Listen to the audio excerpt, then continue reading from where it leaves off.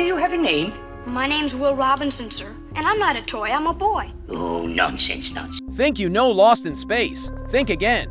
Behind the campy aliens and the robots' legendary danger, Will Robinson. Catchphrase lies a world of chaos, secrets, and forgotten drama. Did you know the show almost didn't include Dr. Smith? Or that a live llama once ruined an episode, from absurd plots to behind-the-scenes rivalries? This 1960s sci-fi classic was a ticking time bomb of bizarre moments in hidden history. If you thought Lost in Space was just retro fun, you're about to see it in a whole new light. These are the secrets fans never noticed until now. Let's begin with the fact that the version of Lost in Space everyone remembers wasn't even close to the original. The unaired pilot, titled No Place to Hide, didn't feature Dr. Zachary, Smith, or even the robot. Instead, it focused solely on the Robinson family and Major Don West as they journeyed through space, only to be knocked off course by a meteor storm. It was serious, grounded, and missing the very chaos that would come to define the show. The network wanted more conflict and personality, and that's when Dr. Smith and the robot were created. That last-minute decision saved the show and gave us two of its most iconic elements. One of the most unexpected twists in the history of Lost in Space is that Dr. Zachary Smith, the show's most iconic and quotable character, was never meant to stay. Originally written as a temporary villainous saboteur, whose betrayal would send the Robinson family off course, Dr. Smith was supposed to be phased out after just a few episodes, but everything changed thanks to the brilliant performance of Jonathan Harris. Rather than portraying Dr. Smith as a typical cold-hearted antagonist, Jonathan Harris took a different route. He transformed the character into a hilariously cowardly, melodramatic, and self-absorbed nuisance. With theatrical flair and sharp comedic timing, he turned every scene into a spectacle. His constant bickering with the robot, over-the-top catchphrases like "oh, the pain," and exaggerated reactions quickly won over audiences. Fans loved it. What was intended to be a one-dimensional villain evolved into the very soul of the show, helping shift Lost in Space from serious sci-fi drama into a more family-friendly, comedy-driven series. And Harris didn't just reshape his character on screen, he made a clever move off-screen, too. He requested to be credited as a special guest star in every episode, rather than being listed as a regular cast member. It was an unusual request, especially since he appeared in every episode, but the producers agreed. The move gave Dr. Smith an aura of superiority that mirrored his personality in the show, while also setting Harris apart from the rest of the cast in the eyes of viewers and industry insiders alike. However, by season 3, the show's tone began to push the limits of absurdity. Nowhere is this more evident than in the infamous episode, The Great Vegetable Rebellion. In it, the Robinsons face off against Tybo, a giant talking carrot determined to turn them into plants. The episode was so bizarre that writer Peter Packer allegedly tried to hide the script from Harris out of embarrassment. Originally, it even featured a live llama, but the animal's constant spitting forced producers to cut it from the shoot. The episode aired just a week before the series finale and is still blamed by some fans and critics for contributing to the show's cancellation. Off-screen, emotions were also blooming. Billy Mumy, who played Will Robinson, developed a close friendship and later a romance with Angela Cartwright, who portrayed Penny Robinson.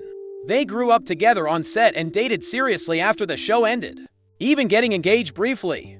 Though they eventually went their separate ways, they remain lifelong friends. That off-screen connection added a real warmth to their on-screen chemistry. Meanwhile, behind the scenes, rivalries were brewing at the network level. In the early 1960s, CBS was offered to sci-fi series Lost in Space and a new show called Star Trek. They could only choose one, believing Irwin Allen's family-focused adventure had more mainstream appeal. CBS chose Lost in Space, leaving Star Trek to NBC. While Lost in Space initially won the ratings game, Star Trek would go on to become a global phenomenon. It's one of the biggest what-ifs in television history. As for the robot, it wasn't just a costume, it was a technical marvel, designed by Robert Kinoshita, who also created Robbie the Robot from Forbidden Planet. The robot suit cost a staggering $70,000 to build. It weighed nearly 200 pounds and could only be worn by Bob May, who fit inside and performed its movements inside the suit. May activated the robot's blinking lights by pressing a hidden button with his head. Voice actor Dick Tuffeld later added the iconic lines in post-production. Tuffeld also served as the show's narrator, bookending episodes with his commanding voice. His dual contribution helped define the tone and style of the entire series, and the ship, the Jupiter, wasn't just a backdrop, it was a character of its own within the story. The ship was said to cost $30 billion, a figure that added to its prestige. In reality, building the set cost $350,000, making it one of the most expensive sci-fi sets of the time. It featured blinking lights, working consoles, and even real Burroughs Beta 05 computers, an impressive touch for a show in the 1960s. These real-world machines gave the ship an authenticity that stood out against cardboard props used by other series, but the show didn't always have the budget to build new props. To save money, the crew frequently recycled items. Gadgets and alien artifacts were repainted or reassembled into new devices. One particular scanner appeared in at least 3 episodes, each time disguised as something different, and in an ironic twist, some of the alien makeup on Lost in Space was borrowed from the Star Trek makeup department. Despite being seen as rivals, the two shows shared makeup artists, and pointed ears from Vulcan designs ended up on Lost in Space Aliens. It was a quiet crossover that fans rarely noticed. Wardrobe was another highlight. Costume designer Paul Zastavnovich earned accolades for his futuristic designs, using bold patterns, metallic fabrics, and space-age cuts. His work helped visually define the show and even earned him an award from the Costume Designers Guild in 1968, a rare honor for sci-fi TV at the time. While Billy Mumy made his mark as the brilliant young Will Robinson in Lost in Space, his journey through the world of science fiction didn't stop when the Jupiter landed. Years later, Mumy made a triumphant return to the genre with a powerful role in Star Trek: Deep Space Nine. In the acclaimed episode The Siege of R-558, he played Kellen, a battle-weary Starfleet officer hardened by war. The performance was striking, emotional, human, and deeply layered. It showed just how far Mumy had come from his child star beginnings, proving his lasting power in the world of sci-fi television for longtime fans. It was more than just a guest appearance. It symbolized a bridge between two legendary franchises, Lost in Space and Star Trek.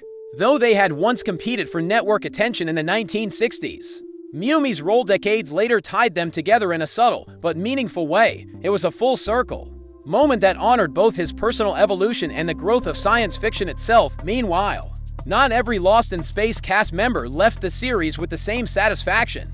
Guy Williams, the charismatic actor who played Professor John Robinson, had once dreamed of being the show's dramatic anchor, known for his role in Zorro.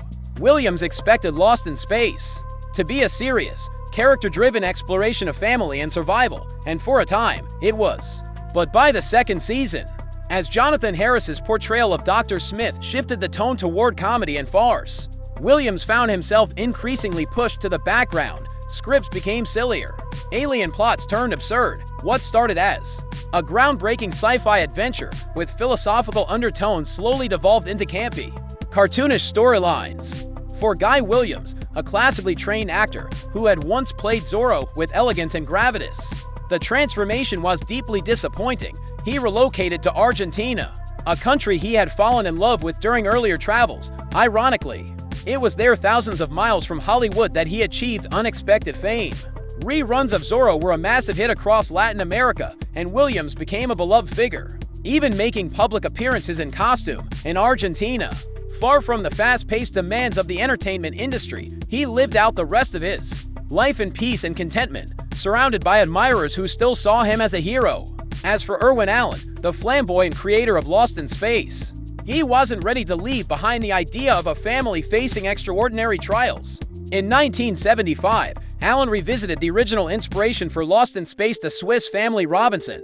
He produced a faithful television movie starring Martin Milner, Willie Aames, and a young Helen Hunt. From Billy Mumy's full-circle comeback to Guy Williams' quiet retirement, and from Irwin Allen's revival of a literary classic to a young John Williams creating an unforgettable score, the legacy of Lost in Space extends far beyond its 1960s run. It's a story not just of a show but of the people who shaped it, left it, and ultimately helped it live on. So the next time you hear danger, Will Robinson, remember it wasn't just a line.